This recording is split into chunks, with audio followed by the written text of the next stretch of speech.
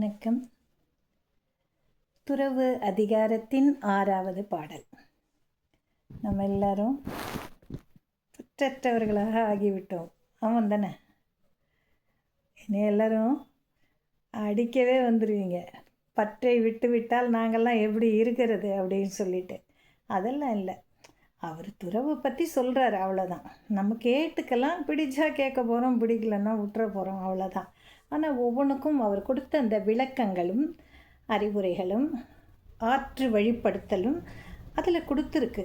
அதைத்தான் நம்ம சொல்கிறோமே தவிர உடனே திருவள்ளுவர் சொல்லிட்டாரு எல்லாரும் துறவிகளாக மாறுங்கள்ங்கிறது அதுக்கு பொருள் இல்லை. அப்படி நம்ம எடுத்துக்கக்கூடாது. துறவரம்னா இப்படியெல்லாம் இருக்கணுமோ அப்படிங்கிறத நம்ம தெரிஞ்சு வச்சுக்கலாம், அவ்வளோதான். அது தப்பு கிடையாது இல்லையா? அதைத்தான் இந்த அதிகாரம் நமக்கு சொல்லி தருகிறது, வேறு எதுவுமே கிடையாது. ஆனால் நம்ம எல்லாருக்கும் ஒரு ஈகோ இருக்கும். ஈகோன்னா என்ன? கர்வம். நான், என்னது, என்னோட சம்பார்த்தனை, என்னுடைய நகை, என்னுடைய பணம், என்னுடைய வீடு, என்னுடைய பிள்ளைகள், என்னுடைய மனைவி, என்னுடைய கணவன் அப்படின்னு எல்லாத்துக்கும் நம்ம என்ன சொல்லுவோம்? என்னது என்னது என்னதுன்னு சொல்லிக்குவோம். உண்டா இல்லையா? நான் சம்பாதிச்சேன் பேசுகிறோம்ல, இது எல்லாம் என்னோட சம்பாத்தியம் சொல்கிறோமா இல்லையா? சொல்கிறோம். நான் தான் இந்த குடும்பத்துக்கு ஆணிவேர், இது என்னுடைய மகன், இது என்னுடைய பெண், அப்படியெல்லாம் நம்ம சொல்கிறோம். நான் சொல்லிக்கிட்டே இருக்கோம். ஆனால் நம்மளால் அதை மாற்றி சொல்ல முடியுமா? என்னதுன்னோ இல்லை நான்னோ சொல்லாமல் நம்ம ஒரு நாள் இருந்து பார்க்கலாமா? முடியாது. ஏதாவது ஒரு சந்தர்ப்பத்திலேயாவது அந்த வார்த்தை வந்து தான் ஆகும், வரும், இல்லாமல் இருக்காது.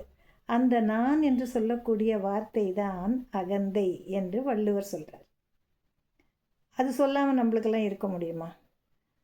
அப்போது அந்த நான் என்ற சொல்லை எவன் ஒருவன் சொல்லாமல் தூக்கி எறிந்து விடுகிறானோ அவன் வானில் உள்ள அந்த தேவர்களுக்கு மேலானவன் அப்படிங்கிறது. ஏன்னா நம்மளால் அந்த வார்த்தையை சொல்லாமல் இருக்கவே முடியாது. அதனால தான் இவர் இந்த குரலில் அதை சொல்கிறார். துறவு இருக்கிறவனுக்கு அந்த அகந்தை வராது. நான் என்னது எதை சொல்லுவாங்க? அவங்க வந்து எல்லாத்தையுமே திறந்து விட்டாங்களே, எனக்கு இது இல்லை இது வேணாங்கிறது தான் இல்லாமல் தானே இருக்காங்க. அப்போ அவங்க வந்து நான் என்ற வார்த்தையை சொல்ல வேண்டிய அவசியமே கிடையாது.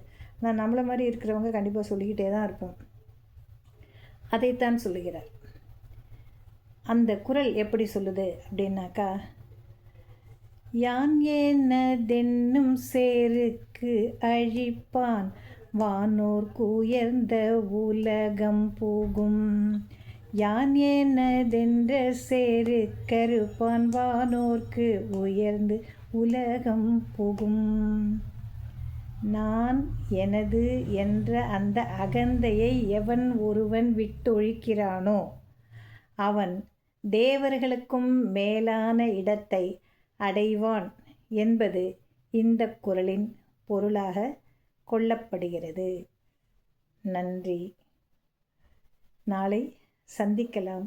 நாம் தேவர்களா, இல்லை அதற்கும் மேலேயா, இல்லை சாதாரண மனிதரா என்பதை நாம் இப்போ முடிவு செஞ்சுக்கலாம். இன்று விடை பெறுகிறேன்.